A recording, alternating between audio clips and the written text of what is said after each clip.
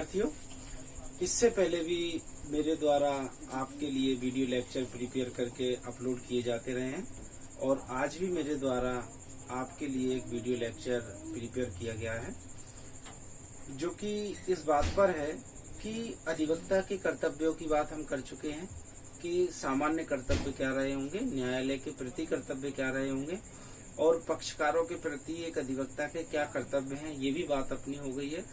आज बात हम इस विषय पर करेंगे कि जहां अधिवक्ताओं को कुछ अधिकार मिले हैं, जहां कुछ कर्तव्यों का निर्वहन उनके द्वारा किया जाता है, क्या अधिवक्ताओं के प्रति कुछ व्यवसायिक नीतियों के विरुद्ध जाने पर भी कोई कार्रवाई है? हाँ, बिल्कुल है।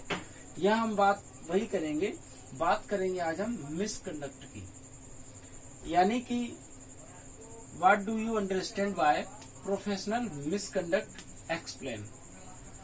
व्यवसायिक कदाचार किसे कहते हैं, व्यवसायिक दुराचरण किसे कहते हैं, यानी कि व्यवसाय से तात्पर्य अधिवक्ता ही नहीं, कोई भी व्यक्ति, लेकिन बात हम यहाँ एक अधिवक्ता के व्यवसाय की कर रहे हैं।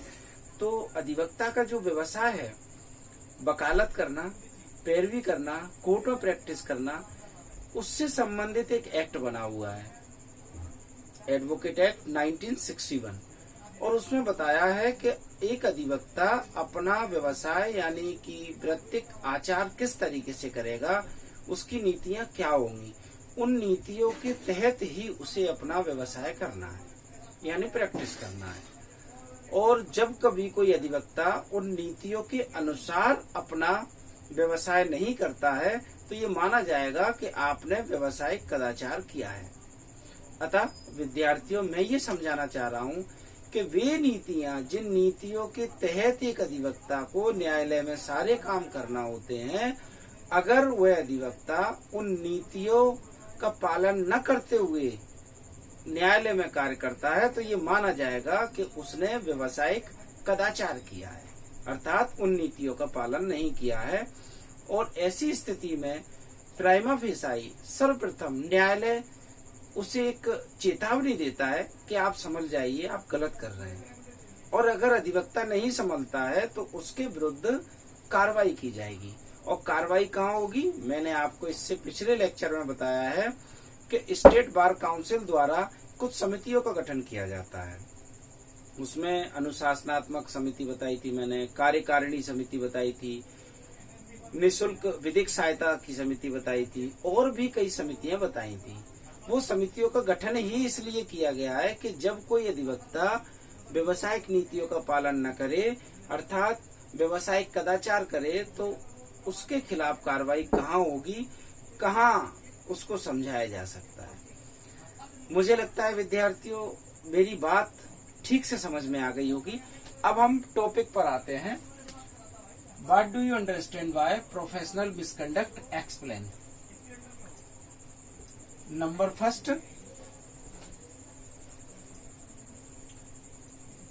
फर्स्ट में लिखा है डेफिनेशन ऑफ मिसकंडक्ट। मुझे नहीं लगता है कि मुझे अब आपको ये समझाने की जरूरत है कि what is the means about to misconduct.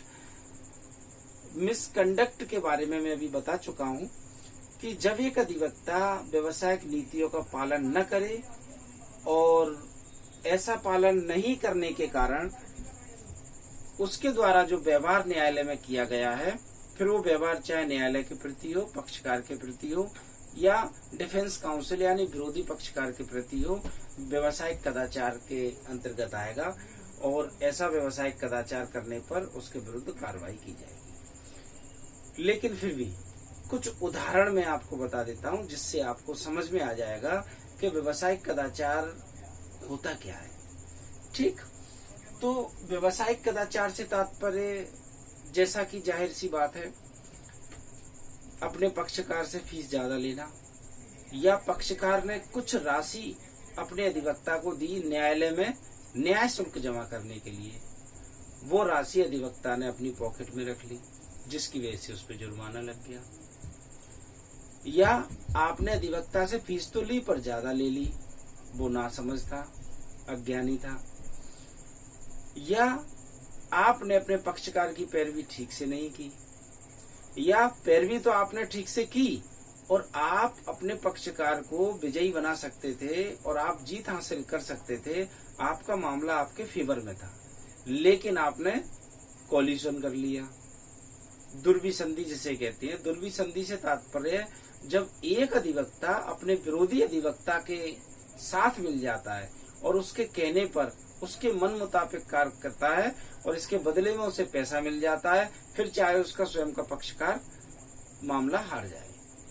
तो ऐसे कई सारे उदाहरण हैं जिन कार्य को नहीं करना चाहिए, वो कार्य अगर आप करते हैं तो व्यवसायिक कदाचार कहलाएगा। यही चीज यहां समझाने की थी। Second, classification of misconduct. Misconduct हमें समझ में आ गया, यानी कि प्रोफेशनल मिसकंडक्ट क्या है ये मैं समझा चुका। अब उसका वर्गीकरण देखते हैं कि what is the classification. Classification को हमने यहाँ 5 भागों में बांटा है। Number first, misconduct relating to general profession.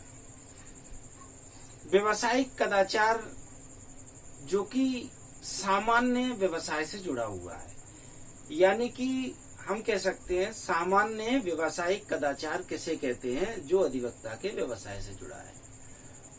तो विद्यार्थियों, आपने अगर मेरे पिछले वीडियो लेक्चर देखे हैं तो उसमें मैंने एक वीडियो लेक्चर अपलोड किया था जिसमें मेरे द्वारा ये बताया गया था कि एक अधिवक्ता के सामान्य कर्तव्य क्या होंगे। एक अधिवक्ता के जो सामान्य कर्तव्य हैं, उन कर्तव्यों का पालन अगर वो नहीं करता है या उन कर्तव्यों में से किसी एक कर्तव्य का पालन भी नहीं करता है तो सामान्य व्यवसायिक कदाचार माना जाएगा। जैसे उन सामान्य कर्तव्यों में कई सारे कर्तव्य बताए गए थे, लगभग 1 से लेकर 10 कर्तव्य उसमें बताए थे। तो वीडियो लेक्चर आप देख लेंगे, उसमें पता पड़ जाएगा कि कौन कौन सी ड्यूटीज एक एडवोकेट को जनरली फुलफिल करना है और उन ड्यूटीज को फुलफिल न करने पर या उनमें से किसी एक ड्यूटीज को भी फुलफिल नहीं करता है तो जनरल प्रोफेशनल मिसकंडक्ट माना जाएगा, यानी कि सामान्य व्यवसायिक कदाचार माना जाएगा। Second, misconduct relating to court. न्यायालय से संबंधित व्यवसायिक कदाचार। न्यायालय से संबंधित कदाचार को समझने के लिए भी आपको मेरे पिछले वीडियो लेक्चर को समझना होगा, जिसमें मैंने ये बताया था कि एक अधिवक्ता के न्यायालय के प्रति कर्तव्य क्या है। मैंने उसमें बताया था कि एडवोकेट एक्ट 1961 की धारा 49 की सबसेक्शन 1 की सबसेक्शन सी में ये बताया गया है कि 1 से लेकर 10 कर्तव्य एक अधिवक्ता के न्यायालय के प्रति होते हैं। उन 10 कर्तव्यों का पालन करना नितांत आवश्यक है। अगर उन कर्तव्यों में से किसी एक कर्तव्य का पालन भी अधिवक्ता नहीं करता है तो यहाँ second, misconduct relating to court माना जाएगा। Third, misconduct relating to client. पक्षकार से संबंधित व्यवसायिक कदाचार। पक्षकार से संबंधित व्यवसायिक कदाचार से तात्पर्य समझने के लिए भी आपको मेरा पिछला वीडियो लेक्चर देखना पड़ेगा, जिसमें मैंने बताया था कि एक अधिवक्ता के अपने पक्षकार के प्रति क्या कर्तव्य हैं। उन कर्तव्यों का पालन न करने पर या उनमें से किसी एक कर्तव्य का पालन न करने पर यह माना जाएगा कि अधिवक्ता के द्वारा अपने पक्षकार के प्रति व्यवसायिक कदाचार किया गया है। Fourth, misconduct relating to assistant. जाहिर सी बात है, कोई भी अधिवक्ता अकेला अपने दम पर कार्य नहीं कर सकता। कहीं ना कहीं किसी न किसी सुपीरियर या इंफीरियर, यानी कि या तो हमसे सुपीरियर एडवोकेट का साथ लेना पड़ता है या कोई हमें असिस्ट करता है या हम किसी और को असिस्ट करते हैं। कहीं ना कहीं जरूरत हमें पड़ती है। तो यहाँ बात चल रही है कि जो हमें असिस्ट कर रहा है, मेहनत कर रहा है, हमारा साथ दे रहा है, हमें उसके साथ भी चलना है और कुछ कर्तव्यों का निर्वहन हमें उसके प्रति भी करना है, क्योंकि जब हमें कुछ अधिकार मिलते हैं तो कर्तव्य साथ में ही मिल जाते हैं।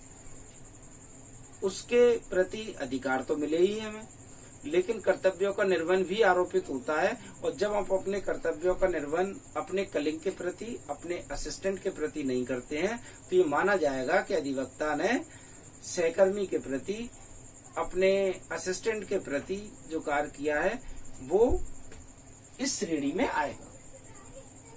Fifth, misconduct related to defence council.